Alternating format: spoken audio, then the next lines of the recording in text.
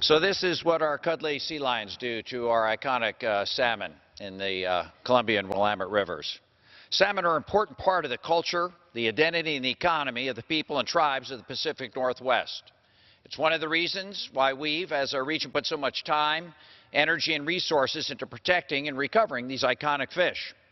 Along with my good friend and colleague from the other side of the Columbia River, Representative Schrader Butler, we have worked very hard with the 3 states in our region, our tribes, our wildlife agencies, and our colleagues here in Congress to find common ground, to craft a bill that meets our needs to protect endangered salmon, but also addresses concerns about what happens to the sea lions.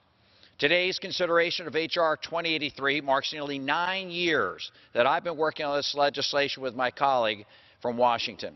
During that time, sea lion predation on endangered salmon and steelhead runs has increased exponentially, and the results have been dramatic. Much like the Ballard locks in Seattle that my colleague referred to earlier, we're facing our own imminent extinction threat with the Willamette winter steelhead run if we don't act immediately. That's just a fact. In the case of the Ballard locks, didn't act soon enough. And the pinniped predation drove that steelhead run to extinction. We cannot repeat the same mistake. It's important to note that nothing in this bill will harm sea lion populations.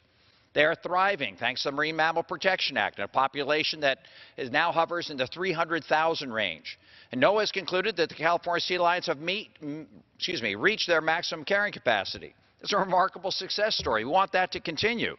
But with this success, we also need to recognize that these sea lions no longer need the same level of protections that they did when they first passed the Marine Mammal Protection Act in the early 70s, when their numbers only numbered in the 70,000 range.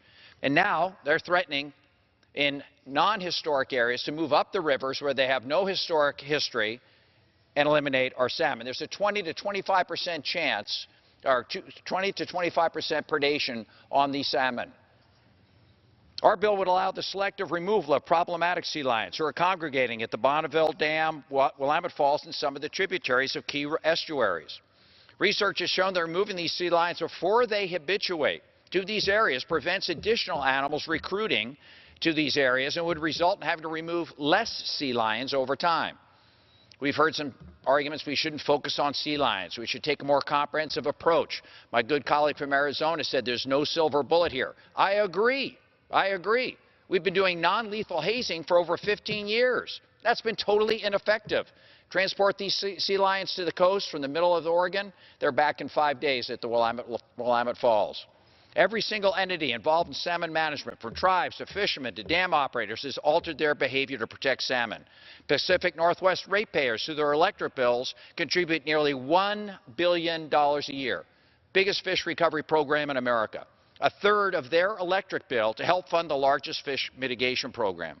This money goes towards habitat restoration that was alluded to, improvements to fish ladders, fish screens, turbines, improving hatcheries. It's our responsibility as members of Congress to safeguard the public investment in improving these salmon runs. This is not a radical bill. It's a thoughtful and narrow approach that's based on sound science, brought to us by the Department of Fish and Wildlife of the 3 states in question, and supported by Jay Inslee of Washington, Kate Brown of Oregon, Democratic governors, Butch Otter of Ohio, Republican governor, tribes, wildlife agencies, and biologists. Senators Cantwell and Risch have introduced a companion bill in the Senate. Most importantly, the process will require the following. NOAA still will review the permit application and issue requests for public comment. NOAA will form a task force to review the application and make recommendations.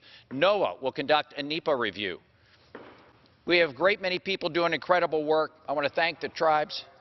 I yield an additional minute. The gentleman from Washington is recognized for 1 minute. I just want to thank everyone's strong effort in this area. The tribes, Liz Hamilton, Bob Reese, our conservation community, Kurt Melcher and his team at ODFW, Sean Clements, Ed Bowles, and our friends on the other side of the river at WDFW also. All these folks have been tremendous partners. Can't thank them enough. I can't thank my colleague from across the river, Jamie Schrader Butler. It's been a great partnership. I urge my colleagues to support our region on our efforts to protect and support our salmon. I ask for your help and to support this legislation today, and I yield back. Thank you. Gentleman yields back. Gentleman from Colorado reserves.